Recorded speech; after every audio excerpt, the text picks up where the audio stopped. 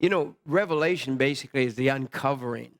This is an uncovering. This is when we see the feast and we tie them in, and then all these blood moons just happen to be on feast, the different feasts, right? Right. What are the different feasts that the blood moons have landed on? Are coming up? Passover and the Feast of Tabernacles. And the Feast of Trumpets? Is the Feast of Trumpets is on the first day of a biblical month. You can only have a solar eclipse then. So Passover and Tabernacles are in the middle of a biblical month, so that's the only time you can have a total lunar eclipse. So God purposely set up the calendar so solar eclipses would happen, if they did happen, on Rosh Hashanah, the first of the month. And then the lunar eclipses would be falling on Purim, which is in the middle of the month. Now, the Jews teach that a solar eclipse is bad news for the nations because the sun is greater than the moon, just like the nations are bigger than Israel. Now, as far as a blood moon, what does a blood moon mean? Well, if you know, in the Bible, it talks about the moon turning to blood. And that's just a total lunar eclipse when the moon turns blood red. I mean, we wonder why God created the sun and the moon, and we think it's for light and heat. Mm-hmm. But if you look at that verse, it says the number one reason is for signs or signals. And then the next word is for seasons. But when we hear seasons, we think of winter, spring, summer, or fall. Mm-hmm. But that's a wrong English translation. And so that's where we get misdirected. The word actually means a divine appointment. Many people are familiar with the book of Joel, where it talks about the sun turning to sackcloth and the moon turning to blood. Within the context of that, if you read the few verses before it, that's where it says God is going to judge all nations that try to divide his land.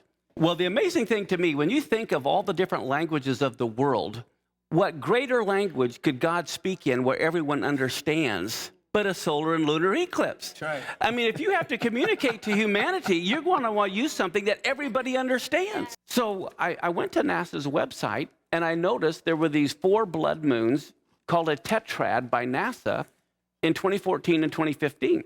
Now, see, I discovered this back in 2008, so I've been researching this for the last 6 years.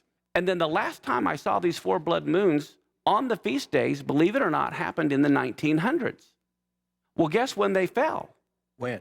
1967 and 1968, when Israel captured Jerusalem. And then right after they became a nation in 1948 and 1949 and 1950. Whoa!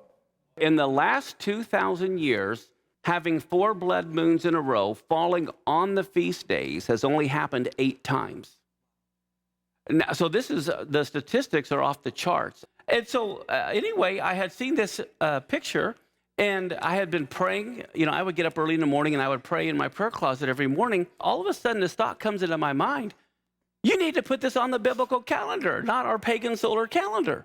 So I go back and I look at the dates, and I saw that it happened on Passover and Tabernacles. And so I just about jumped out of my skin. I thought, oh my goodness, this is too amazing. And then when I saw the last time that happened was 67, when Israel captured Jerusalem.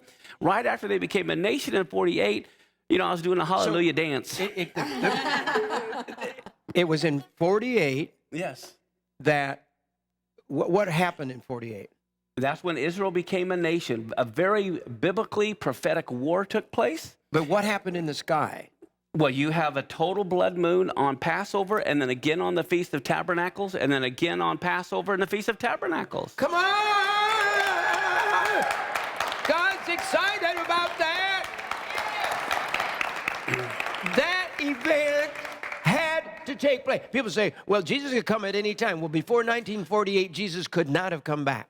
And also the solar eclipses, when they fall in 2015 is absolutely incredible. The first one, the total solar eclipse in 2015, falls on Nisan 1. Now that was the grand opening ceremony of Moses' tabernacle, when the fire fell from heaven and lit the altar.